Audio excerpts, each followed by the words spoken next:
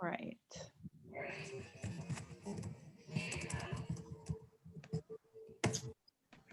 So it's 3:29, so I'm just going to go ahead and say hi again to everyone. Please make sure you go into the chat and click on the Google form and fill that out so that we have a record of your attendance today. And today we're going to be talking about decreasing student anxiety. And we have Miss Marlee Juergens with us today. And then she's also has a co-presenter, Ashley, and she is going to go ahead and introduce her. So enjoy. Thank you, Jen. All right, I'm going to be sharing my screen.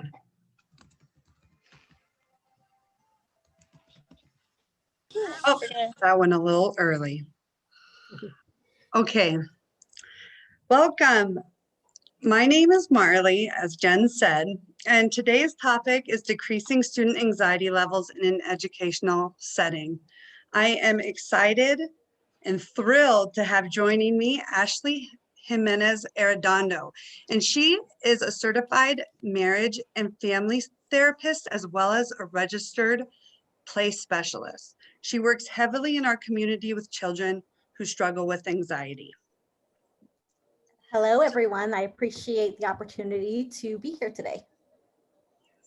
So, journey to this topic. I grew up in Tehachapi, and I returned in 2019 after being away for 21 years. I've been teaching for 17 years, and I love what I do. This last month, I received my master's from Concordia University, and I chose to attend there because numerous people suggested it, and I was able to choose my capstone topic, which was decreasing anxiety in our students. Ashley is going to share with you how she got to Tehachapi and why working with children is important to her. Ashley? Hello, everyone.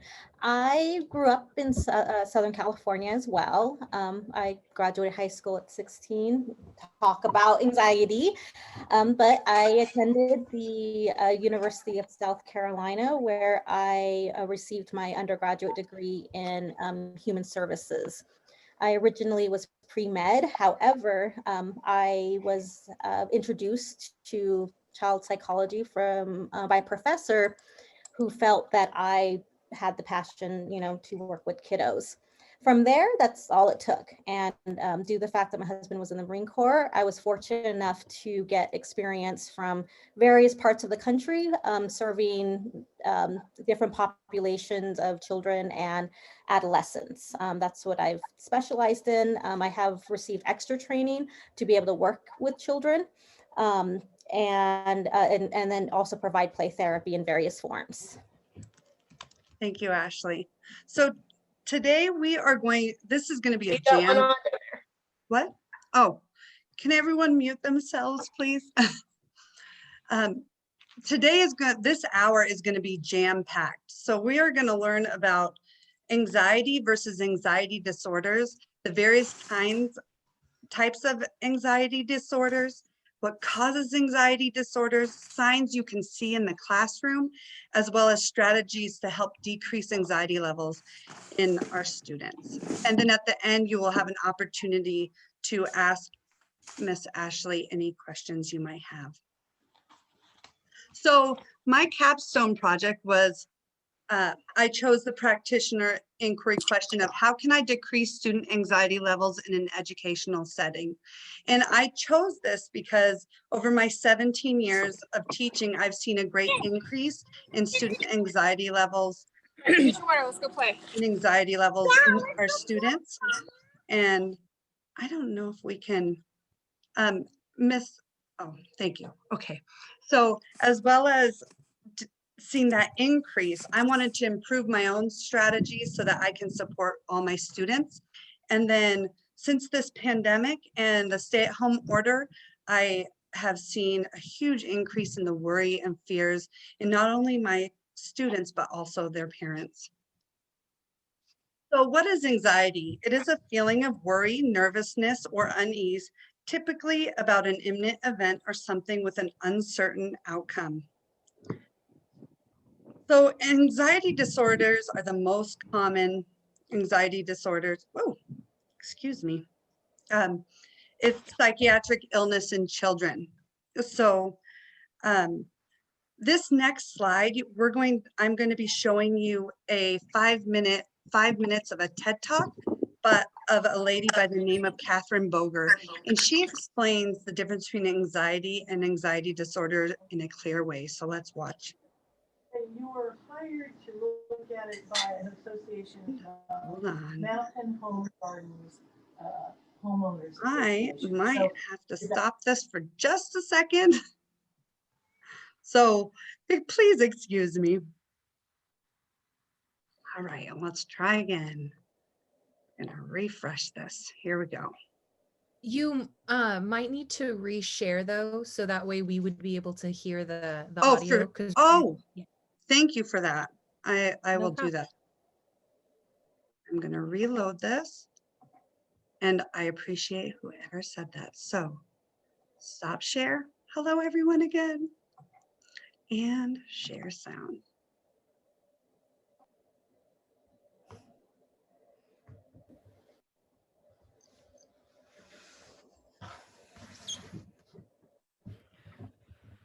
Imagine that you're at a theme park with your 4-year-old child. The two of you just stepped off the tilt-a-whirl and you're feeling dizzy and giddy, and you reach into your pocket to get some more tickets. As you do, your child's hand slips from your own. And then in an instant, your child is gone. You scan the park, you shout your child's name, you see colorful lights, greasy food carts, tantruming children, but no child. He's vanished. So your breathing starts to speed up, and your heart starts to pound, and your stomach drops. Your brain runs through the horrible things that could have happened to your child. You've lost control of the situation. And then suddenly, you look across the park, and there's your child. Your mind and your body immediately begin to settle. You regain control of the situation. Many of us have been through at least one highly anxious experience in our lives. But then the situation resolves, or we figure out how to manage that situation, and our anxiety abates. The mind and body recalibrate, we adjust. But what if there were no relief? What if you walked around every day with the feeling that your heart was pounding in your chest and that you couldn't breathe? What if your brain was constantly telling you that the scariest, most horrible things were going to happen and that the world felt like an out of control and unsafe place? Now imagine that you're 7 or 10 or 15 and that this is your daily reality. This is what we need to understand about anxiety and what it's like to experience it. The word anxiety has become so overused, everyone has it, right? That the word no longer seems to capture how debilitating it can be when it reaches a level of clinical diagnosis. And I should be clear, worries and fears are a normal part of childhood development, and many children go through phases where they fear the dark, monsters, thunderstorms, even automatic flushing toilets that used to get me as a child. And stress is everywhere. In a recent survey of about 750 youth, nearly 8 in 10 reported experiencing stress on a daily basis. But what I'm talking about is something very different. Anxiety becomes diagnosable when it's extreme and it gets in the way of living a normal life. If a child is up night after night ruminating, if that child experiences chronic stomach aches and headaches and avoids people or places or things, that child could receive an anxiety diagnosis and needs treatment. As you can see from the red line in the graph, anxiety is the most common psychiatric disorder across development, as compared to behavioral, mood, and substance use disorders. And if you look across the bottom of the graph, you can see that rates of anxiety increase across development. Epidemiologic data tell us that 13 to 20% of children and adolescents meet criteria for an anxiety disorder in the US.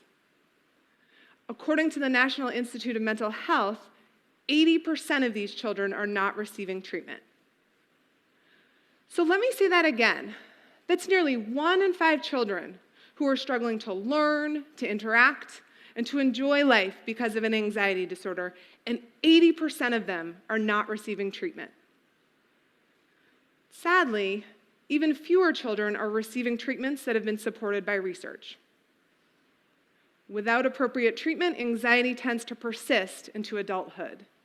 And this, of course, matters because anxiety is destructive to children's social, emotional, and academic functioning, and can be the gateway to other disorders, including depression, substance abuse, and behavioral problems. This places a massive toll on our children, our families, our educational system, and on our society. The story I'm going to tell today. That's it for that.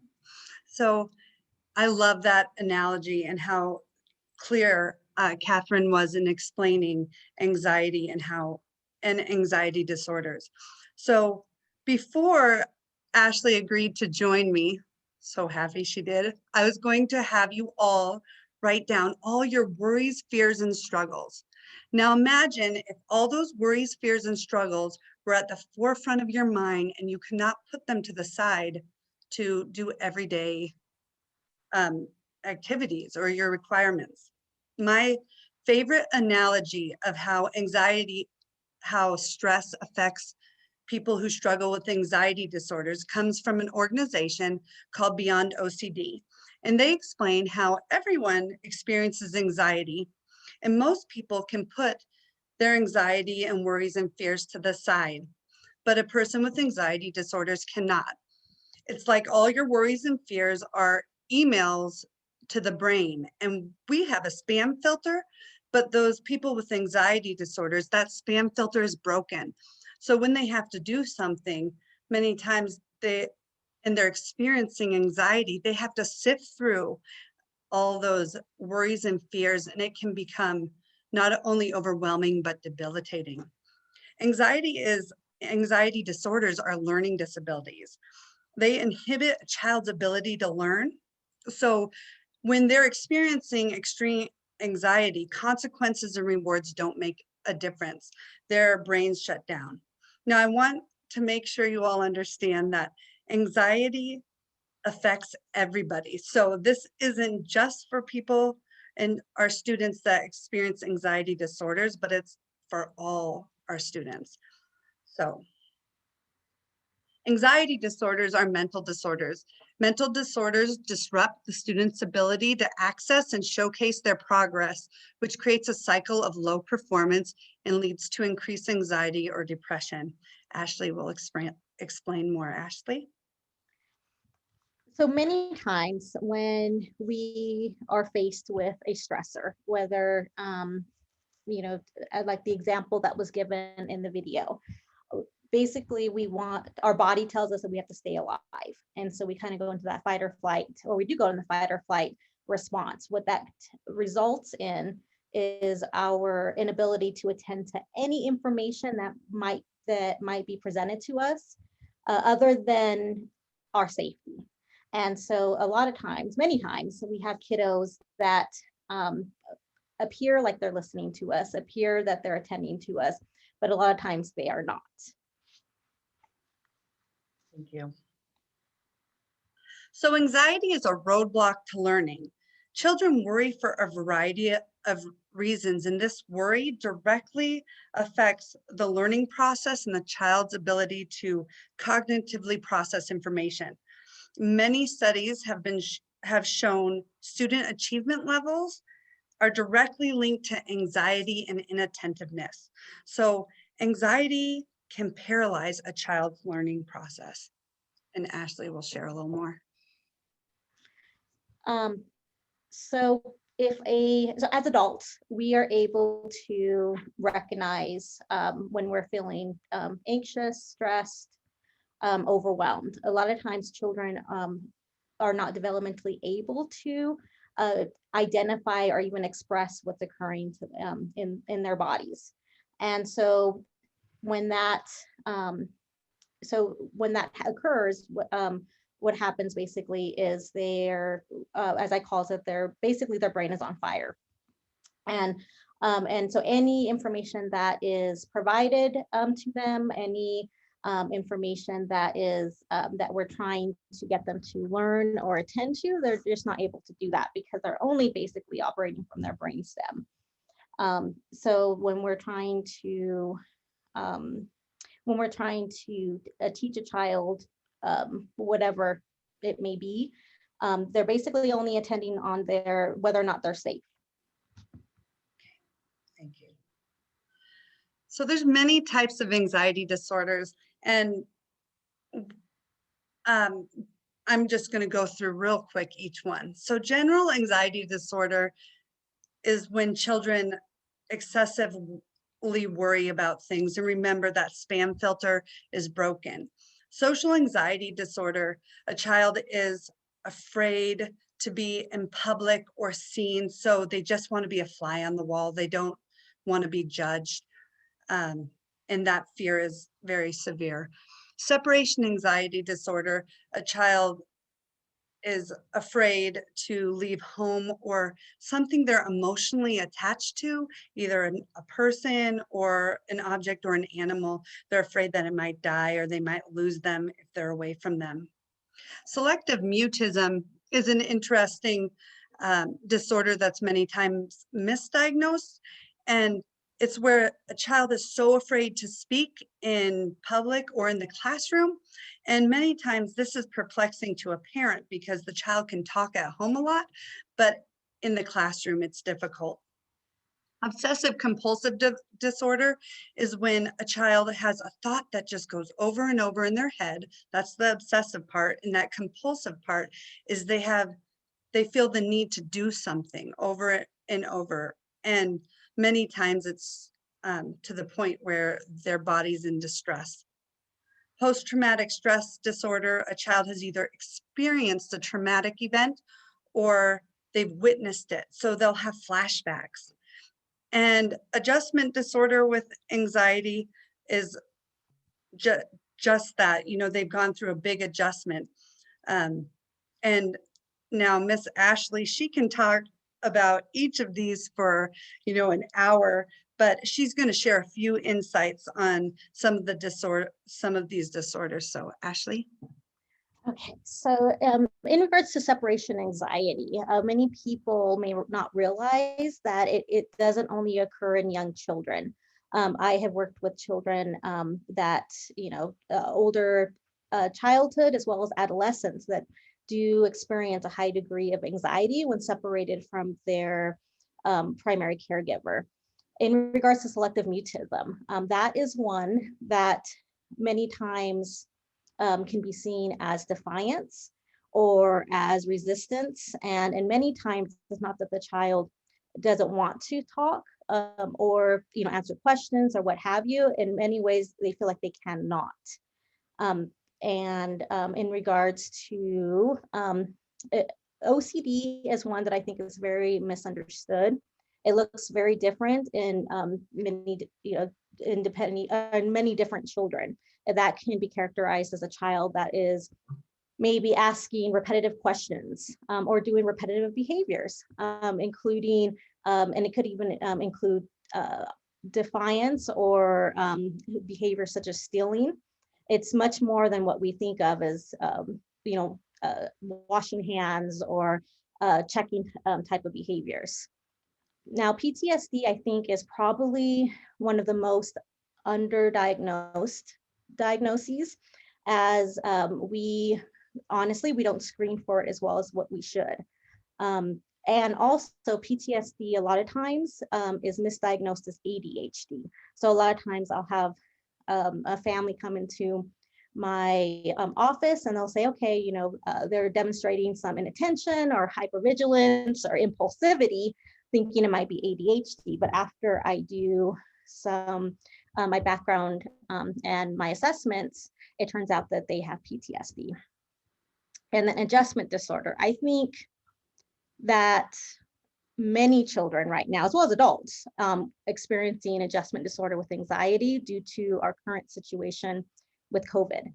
One day, the child, we had our normal schedule. They went to school, we went to work, and the very next day, we were not in school. We were not operating, business as normal. And so that created a huge change in a child's, and as well as our environment. And that is accompanied by, those anxiety symptoms, excessive worry. I've had a tenfold increase in referrals. Actually, just this week, I had 20 calls for new clients from Tehachapi due to just kiddos that are experiencing high levels of anxiety. And as we talk about opening up, I'm seeing an increase in anxiety as well, because suddenly a child, our world was not safe because of COVID. Thank you, Ashley. Okay, causes of anxiety disorders. Ashley's going to discuss this. She does a fantastic job. Oh, right. So there are many reasons, as we know, that can play a role in the development of anxiety-related disorders. Everything from genetics. Many times when I'm doing an intake and a family is giving me their background information, everything that's going on, a lot of times it is not uncommon for the child to also have a parent, grandparent, siblings who also are experiencing some anxiety, symptoms or anxiety-related disorders. Difficult life situations. The thing that takeaway for that is that what might be difficult for one person may not be difficult for another. And so many times I've had children in my playroom that will come in and things that I might be thinking is a difficult life situation, that isn't always the case. But the ones that we know, such as divorce, poverty, parents who might have a serious, medical diagnosis or mental health diagnosis. We talked a little bit earlier about trauma, but again, what that varies for each person, but car accidents, natural disasters, and then also attachment disruptions, such as, adoption, children in foster care, or loss of a parent. And then dysfunction within the brain. So many times, whether we're talking about, do I have access? No, you can't see. Okay, so whenever, as I was discussing earlier, whenever we're presented with stress or basically our brain will go into a fight or flight response. And where we operate from basically is the brain stem. And thank you. And so basically our prefrontal cortex, what's up at the top, that basically shuts down. We're not able to use any of the higher level reasoning or thought process, so problem solving. All of that goes out the window. And so a lot of times kiddos are not able, that's why a lot of times things do seem irrational and they are not making sense, or they're fixated on something that we're not even aware of. And that's because they're not operating from that prefrontal cortex. Our brainstem basically just tells us whether or not we need to stay alive. So fight, flight, freeze. And then there's also another one that's like the flop, which is basically how some animals will play dead. And so the goal is just to stay alive. And then learn from exposure. As noted, many times children also have caregivers or those around them that are also experiencing anxiety symptoms, or they may also feel like the world is unsafe.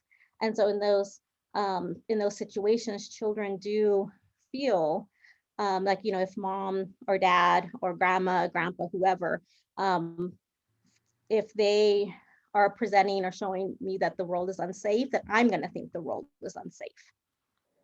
Thank you. So spotting the signs of anxiety, there are many physical signs and emotional signs that we can see in the classroom. A lot of times you will see a child who struggles with anxiety. They might have headaches, or they'll ask to go to the bathroom a lot, or their stomach hurts. Some of the signs that were surprising to me after speaking with Ashley were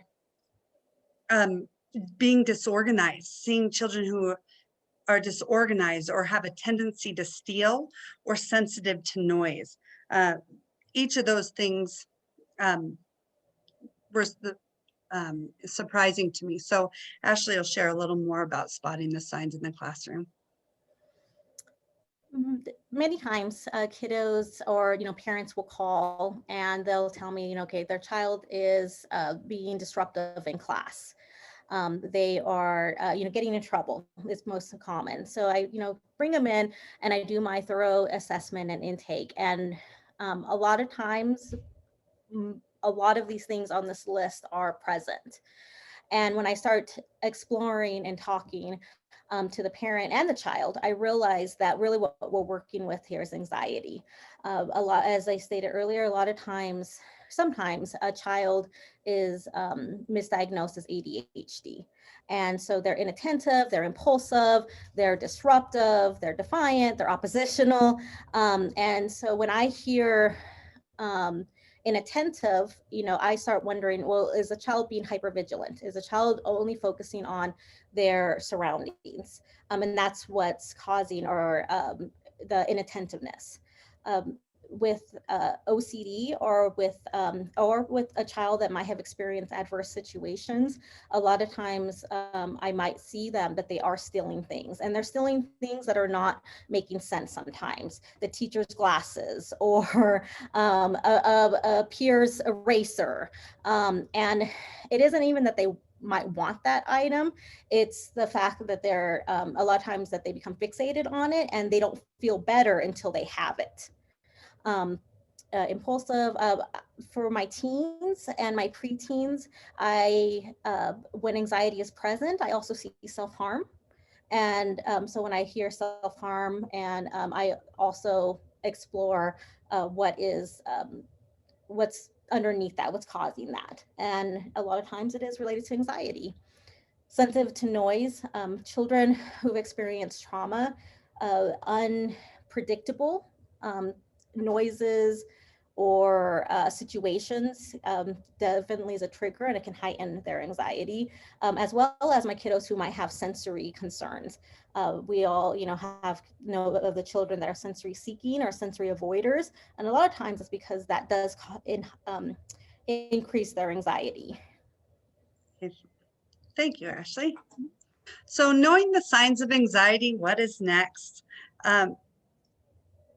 From our actions to how we grade and approach our lessons and encourage our students and speak are all important aspects that either help or hinder the success of our students within our classrooms. This next slide, we're going to see a 5-minute video on the learning brain and how stress and anxiety can affect. So let's watch. I was like, oh my heavens, let's go. Hey, welcome back. Today, I really wanted to think about what's the best way to teach teachers about trauma without getting them distracted with all the technical stuff, and what's the most important thing for them to understand and learn. And I thought that the best way to do it might be to just make a difference between a learning brain versus a brain in survival mode. So we'll just call it learning brain versus survival brain. And this is the difference. So learning brain is this brain that's open to learning new information, and it's completely okay with ambiguity and grays and vagueness, and it sees the big picture. It like pulls back and is on the balcony, can look over the forest and figure out what's going on. On an emotional level, people in learning brain feel calm, peaceful, maybe a little excited about what they're about to learn, maybe a little playful and having fun too, and definitely curious. And they're not afraid of making mistakes because it's just part of the learning process. And so they're not really thinking about themselves. And they actually feel a little bit of confidence that if they just apply themselves, they might pick up what they're trying to learn. Now, survival brain, on the other hand, is completely different. It's hyper-focused on threat. It doesn't like ambiguity. It wants clear, hard facts. It thinks in black and white terms. It doesn't want anything to be gray at all. And then emotionally, you can imagine that survival brain makes people feel panicky, feel like a little obsessive and afraid of getting things wrong. And they don't feel calm and open to learning new things. They just want to get things over with. And people in survival brain also really don't like making mistakes, and they are afraid of looking stupid too. So students in survival brain don't want to be picked on. They don't want to raise their hand and ask questions and look stupid. And so these people are also filled with doubt about their own ability to learn stuff, and they're afraid that other people can see how stupid they really are. Now, it's really important to understand how learning brain and survival brain interact, because survival brain always trumps learning brain. And it makes sense, because survival brain is just trying to save your life. And so if it thinks that there's something dangerous happening, you better pay attention to it, right? But the tricky thing is that as survival brain stays on longer and longer, it's harder to get out of that. And it's harder to really go into learning brain. And the way I think about it is kind of like the myth of Sisyphus. You know, that guy who has to push a rock up a hill, and then every day it falls back down and he has to do it over and over again?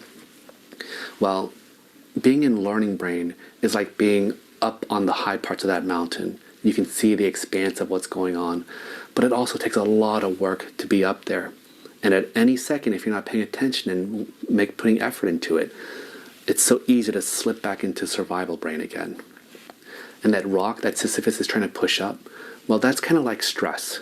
And the more stressed you feel, the heavier and bigger that rock gets, and it just pushes you back into survival brain quicker. Now, the kicker is that for traumatized people, stress is a really rigid and intense thing. And so with trauma, any little stress makes that rock grow way bigger than it normally would. And because people with trauma misperceive ambiguous situations as threatening and stressful, that rock just stays big all the time. Now, the good news is that the more you control stress, well, the easier it is to be in learning brain, right? Because that rock is a lot smaller. And what I really want to highlight for teachers is that the best way to keep students in learning brain goes back to why I spent so much time talking about attachment. Students best learn when they feel like they're safe and supported by the adults around them. So it's kind of like a baby elephant. You know how like on those nature shows, the baby elephant is like playing with leaves or exploring a tree or something like that and having a lot of fun. And the only reason why they can do that is because there's a whole group of mama elephants around that baby protecting it and looking out for danger. So a kid with trauma or who's stuck in survival brain, it's kind of like that baby elephant who doesn't have protective adults around them. They can't play and learn because they're way too focused looking out for threat and danger. So this is why I really believe that the most important thing that schools need to focus on, way more important than any kind of techniques or curricula, is really whether or not they are creating that environment where students feel like they're surrounded by these big mama elephants who are going to protect them and watch out for them and make them safe. And when students have that, I bet you it unlocks their curiosity, their eagerness to learn, and play as a way to learn. So I hope that's helpful. Let me know if you have any questions in the comments below. Thanks. I just love that video. Oh, and so it's time to dig deep. What can we do as educators? Everyone experiences anxiety, but it is in spotting the signs and helping our students to cope with anxiety, as well as support those whose anxiety becomes debilitating. We're going to do a fun little activity now. So this is a corporate slogan quiz. I want you all to look through these slogans and jingles, and I want you to mentally see how many you know. And then we'll go through them together. All right, so we'll see if you're correct. Just do it, Nike. Snap, crackle, pop, Rice Krispies. The quick picker-upper, Bounty. The happiest place on earth, Disneyland.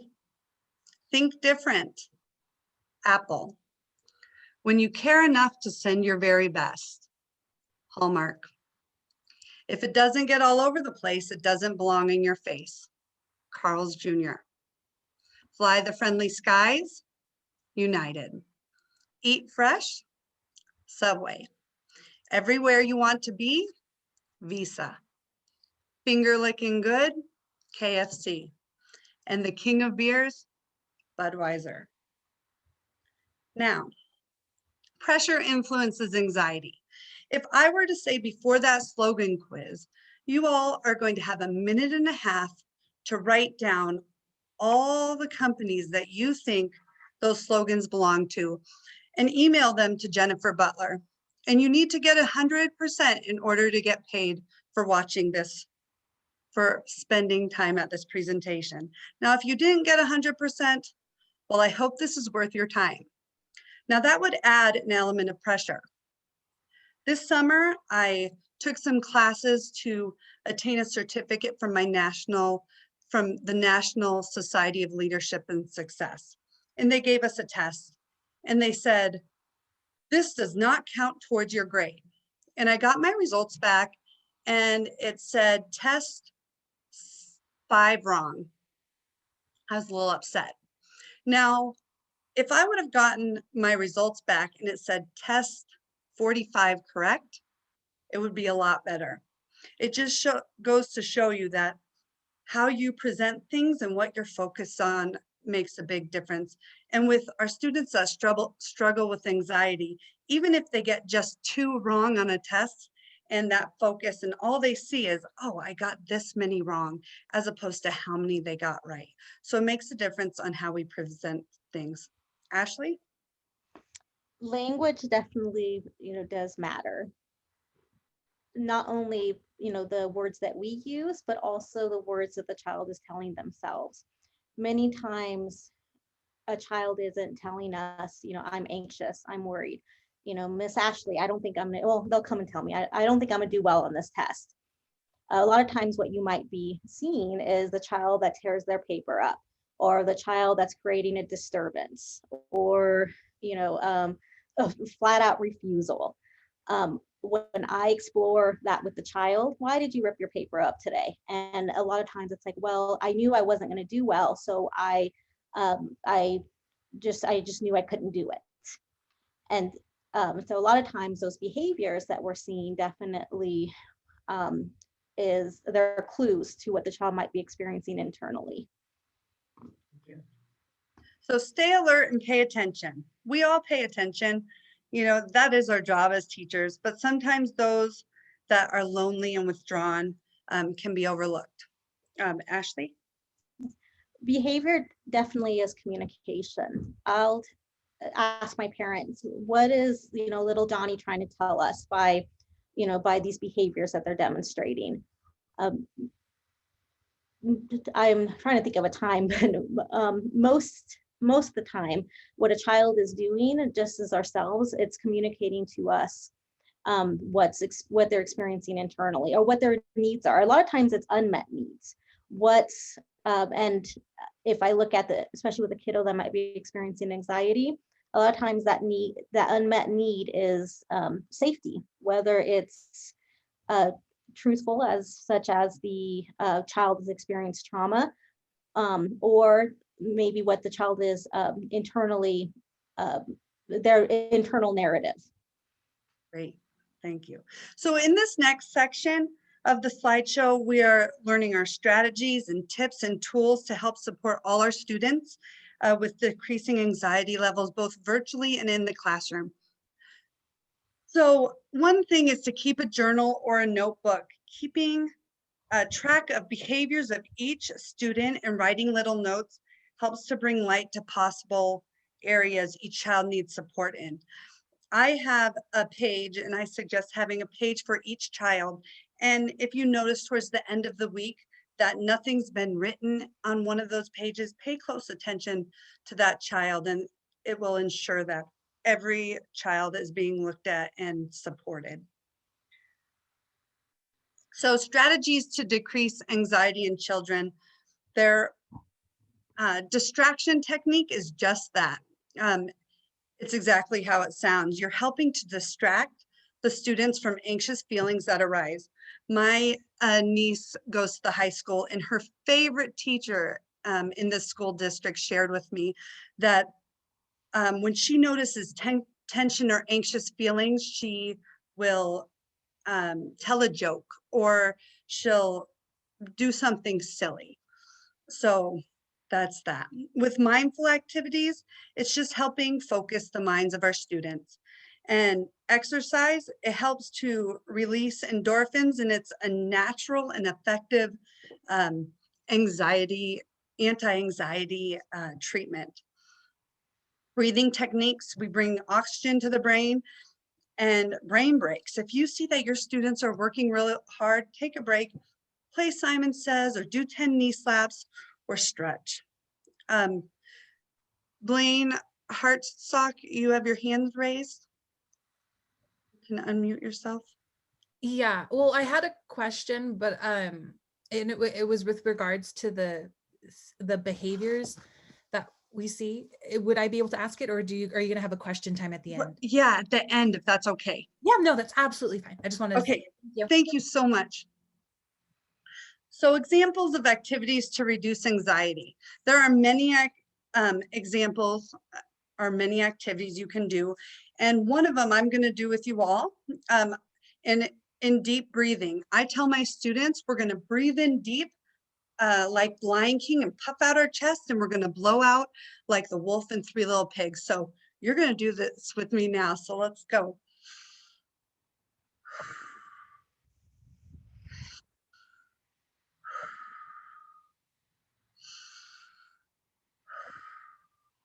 Okay, and then I tell them to raise their hands as high as they can and come down low and then wiggle, and then we're ready to rock and roll.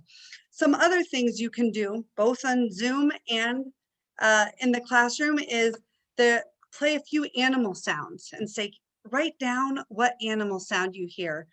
I have over 60 animal sounds on my phone, so I do that with my students. Another thing is the alternate hand activity. So if you could take one hand and put a fit and make a fist, and the other one, I love you. And what we're gonna do is I would like you to switch. When I say switch, you're gonna do I love you with the fist, and we're gonna do this on the other hand. So let's go. And switch. And switch. Another thing you could do is do the thumb and the pinky on one hand and the thumb and the index finger. And then you're gonna switch that. So switch. It takes a little concentration, but it helps you to focus. Another thing that I like to do is the post-it paper activity. I'll play a song and I'll have, this is especially good for middle school and high school, and you play a song and you have them build something. And it's just helping to get our students focused and doing something that's lighthearted. Now Ashley has so many great activities to share. And we're gonna also do picture time next, but since she is a registered play specialist, she has many great ideas. So I'd like her to share a few with you. Go ahead, Miss Ashley. All right. One of the greatest parts of my job is being able to be playful. I have found in what we know about, child development, and this is true for my very young children. I've worked with children as young as, 2 and 3, on up to even my adolescence. Is that the more playful that we can be, the more engaged that the child will be with, not only with us, where they'll feel connected, but also it'll calm their nervous system. One of my favorites that I share is I tell my kiddos that we want them to be either the Hulk. So, what do the Hulks do? They go, and then marshmallow, relax. And then I have them do it 3 or 4 times. The Hulk, tighten those muscles. Let me see those muscles. And then marshmallow. Same thing as soldier. So soldier, tight muscles. And then the noodle. And then I do that a few times. And my littles, and I can even get some of my older kids to do it sometimes too. They love it. Another thing that I do is I have the kiddo blow through a straw. And then we'll play cotton ball hockey. Or they could blow just through the straw, honestly, because the energy that it takes to blow through a straw. Sometimes I'll even tell parents to have a drink with the straw, and so they can suck the straw. But breathing is very regulatory, as we know.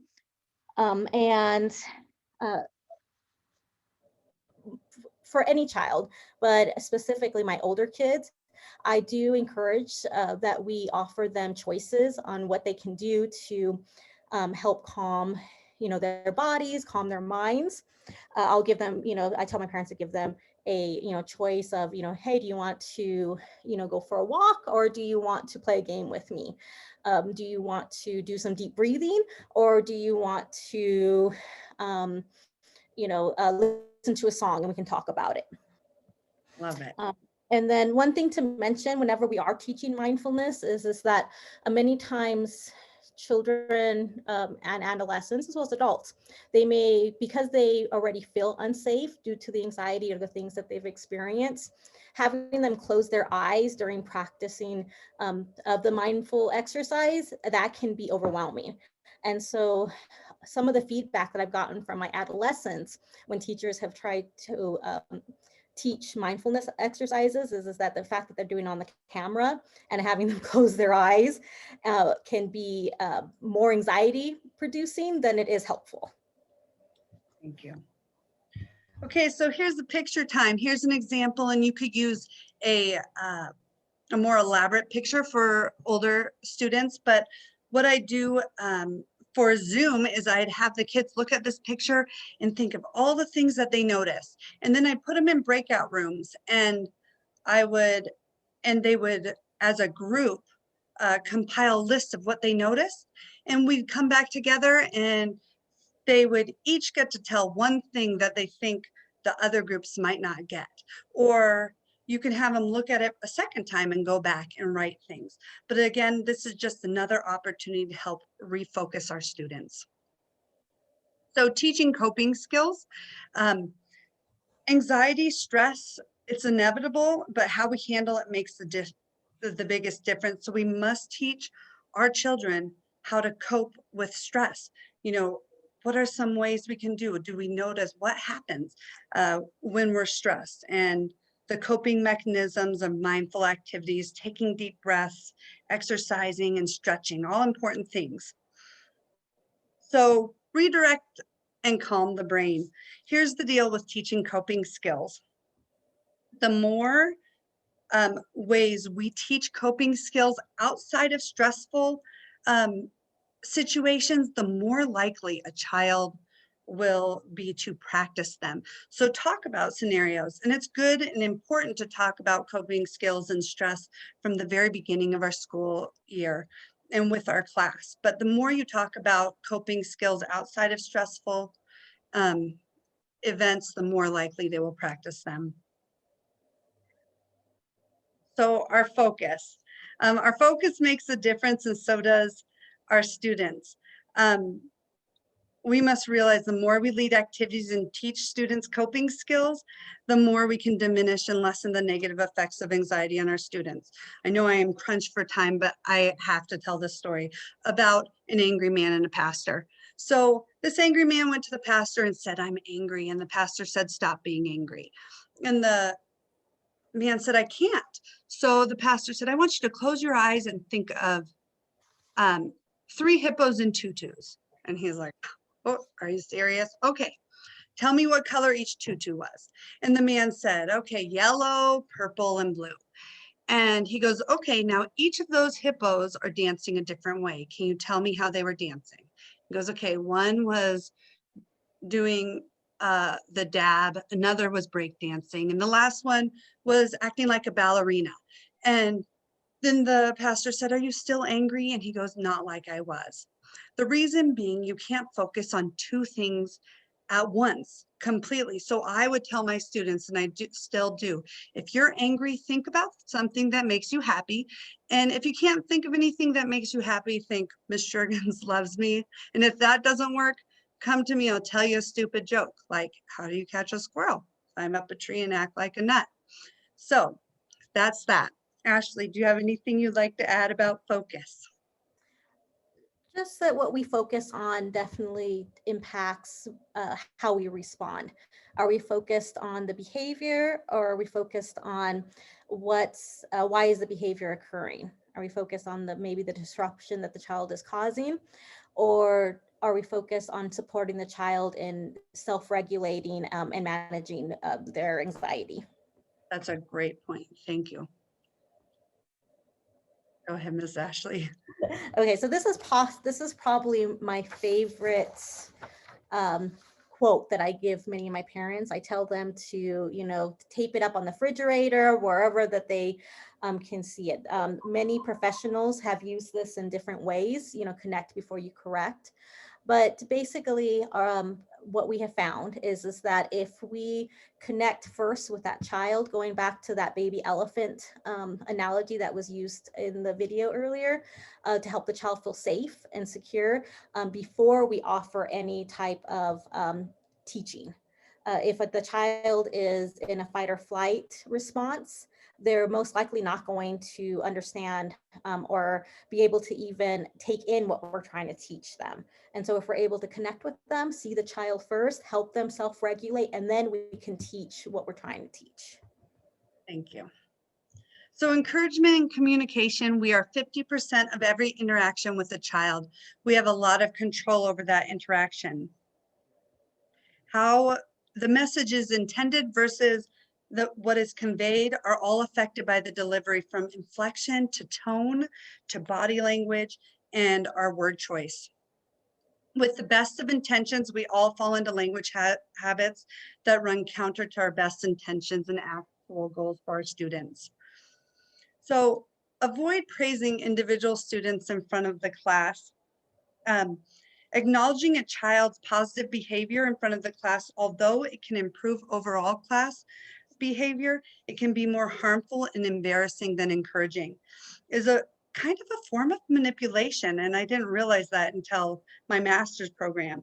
And it can harm student relationships and foster feelings of competition and even resentment. Children with anxiety disorders also are concerned if you whisper praise to them, they think, what are my classmates thinking? What is being said to me? So an alternative way to do that is write a note to your student that you're impressed with, or write a note to their parents. Parents love hearing about their children. So we're going to move on. So changing the words we use to encourage. So here's some phrases. I can see you've gotten far in your reading. Awesome. Now that can add pressure that they may have to meet those expectations each time they read for a child who has anxiety disorder. Great job getting so many answers right. Gives the impression to some children, if they don't get those answers right, then next time they're letting down their parents or their teachers. So instead, acknowledge their efforts. Again, I love how Johnny is following along while we read. Singling out the child, instead state a skill that you like your class or someone's doing, and then state it. You need to learn your doubles facts. Sometimes when you say something like that, that gives the impression, oh, there's so much pressure to learn it that they shut down. And the final one I struggle with, or I used to struggle with, was you got this. And sometimes that brings added pressure to the fact that they should know this, but they're not getting it. So instead, acknowledge their efforts and then give them a break or a breath, and there we go. So limit the accommodations and delay reassurance. Now, every action of helping an anxious child can provoke feelings that a child cannot handle a situation on their own, or increase the fear of failure. So talk to children about what you notice and ask questions to discover what they're worried about. A lot of times when a child is seeking reassurance and asking a lot of questions, instead of just giving them that answer, respond with a vague response like, what do you think? What's your best guess? And although that doesn't give them the anxiety relief that they want, it does provide them an opportunity to work through it and shows that you have confidence and you care what they have to say.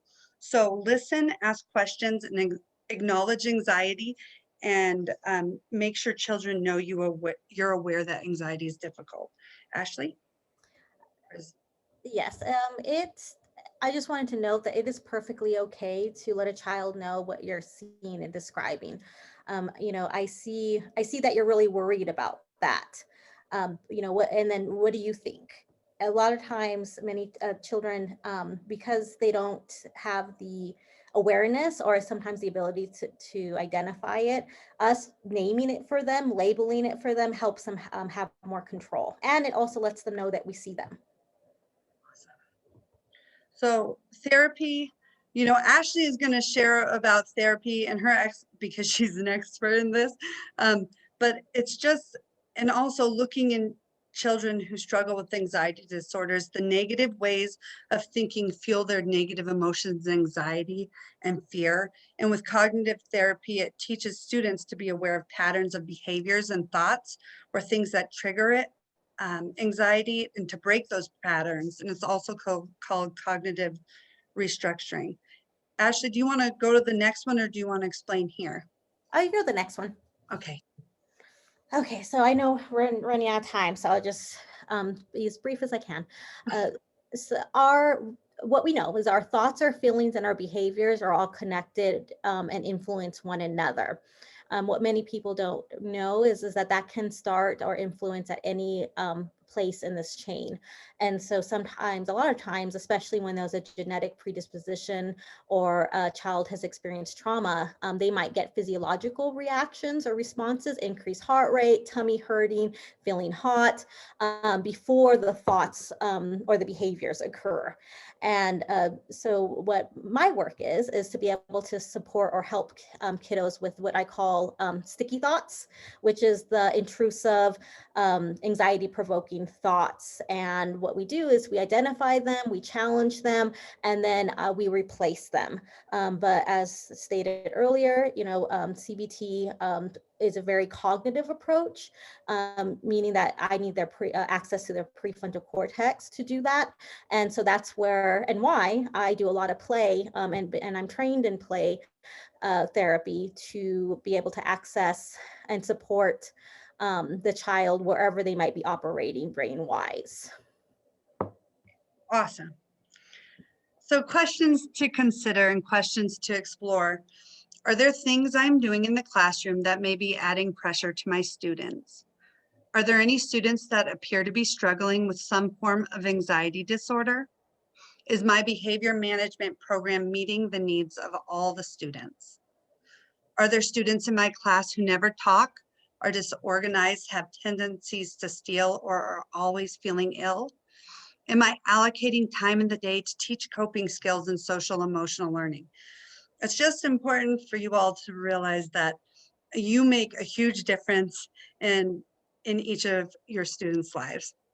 So I know Jennifer Butler has been putting in, placing in the link and anxiety resources. It has Miss Ashley's information and my information too, because I'm here for you.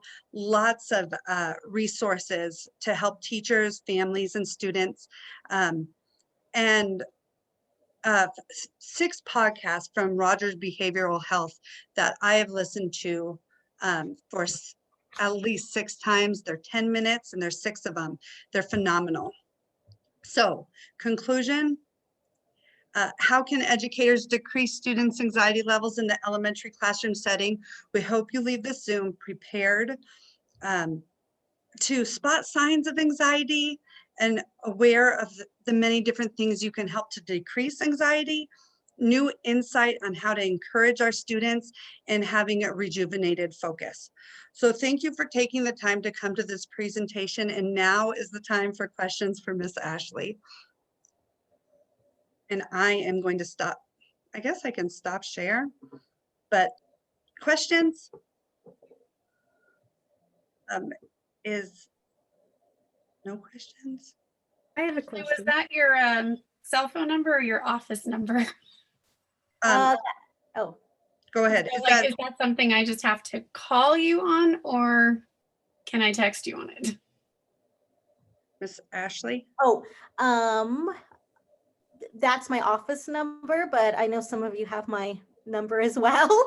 And so, you could access it in whatever way that you feel comfortable with. Sorry, I only have your husband's number. Oh, you have my Facebook. Yes, I have your Facebook. I do have that. Okay, I know someone else had a question. Oh, Blake. Go ahead. My question was, you said that you've noticed that anxiety is becoming more prevalent, or we see it more and more. Do we know why? Why? Go ahead, Miss Ashley. I think there's a couple. Okay, so pre-COVID, we were seeing, we have steadily saw an increase in anxiety related diagnoses. And I really do think that comes from education and awareness. More and more people are trained and educated into knowing what to look for. Also, we have come a very long way as far as child development and child mental health. And so the more advocating that is out there, we are able to connect our kiddos with those resources. For post-COVID, just like I mentioned just recently, I mean, I'm very swamped and busy. And I really do think it's because they're, just as we experienced the anxiety of all the changes that we've occurred, we're all distant learning. I am doing telehealth, which was very anxiety provoking for myself. But our kids are experiencing it. For many of the kids that I work with, the teachers' school, that's where a child felt safe, because sometimes they don't always feel safe at home. That's their predictable routine, schedule. They know what to expect. And now we've all been distant learning. And then compound that with the fear of getting sick, loved ones are getting sick. That is a lot for little ones it's a lot for adults to manage. Right. Thank you. Blaine, thank you for raising your hand. Oh, welcome. So my question was just primarily with the whole, as I really do love like all these videos and all these activities, but a lot of them seem, I don't want to say hard, but maybe challenging to implement in a high school setting. And so I was wondering if there were any suggestions for more high school, because like the Hulk and the marshmallow was absolutely wonderful and I love that, and like the deep breathing, but I don't really know if my high schoolers are going to be like, yeah, let's do Hulk and marshmallow. Of course. I think the unique situation that you have as high school is that you have very different developmental, emotional developmental levels. And so you have some of the kiddos that are very much, they're 14, but they're 12 emotionally. Or you have the 14-year-olds that are very much ready to move out on their own. And so I think it just depends on the different needs. But as, some of the ones that we did go over, like I call it I Spy, but basically looking at like having them look at the picture. And so those types of mindfulness activities. Go ahead, Ms. Marlee. Sorry. And I was thinking, I also have in that resources, finger tracing. This guy is, it's a video that you can show for your students in finger tracing. And this guy would only be good for high schoolers. And he's really chill and amazing. Those hand gestures, the alternating hand gestures, are good for adults. I mean, I don't know if you did them, but they're challenging and they help you refocus. But I will send you an email with an additional list of activities for high schoolers as well. Also, maybe thank you. I was going to say also many apps are very good. I mean, a lot of the kids already have a lot of the apps if you ask them. But I love like Headspace and Calm. They have some really good recordings as well. But sometimes, you know your students best. So sometimes making up activities as you go along. and, you know, feeling free to be playful, even because honestly, even the older kids, adolescents also benefit from being playful. Thank you. Any other questions? And if not, thank you for staying over. And oh, someone has one? No, that was me. I was just going to say thank you, everyone. Thank you, Marlee. Yes. Thank you, Ashley. That was wonderful. And if you're okay with it, I'd love to be able to put the recording and all the resources on the instructional services classroom to share with everyone. Yes, you bet. Okay. Thank you, everyone. Thanks, guys. Have a good night. Thank you. Have a good one. Bye.